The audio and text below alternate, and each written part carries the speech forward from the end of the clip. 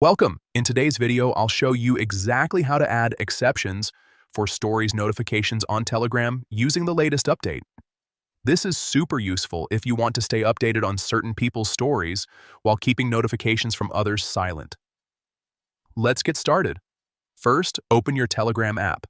Once you're on the main screen, tap the menu icon in the top corner.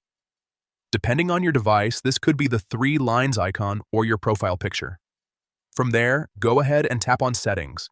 Inside Settings, look for the option called Notifications and Sounds and tap on it.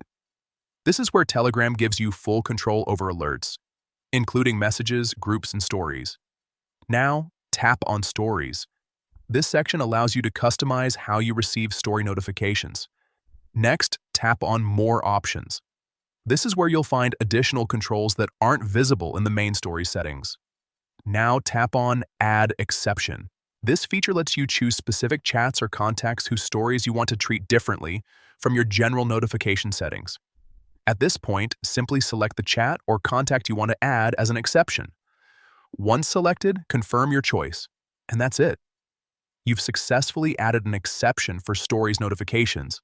This means you can now prioritize updates from important contacts while avoiding unnecessary alerts from others.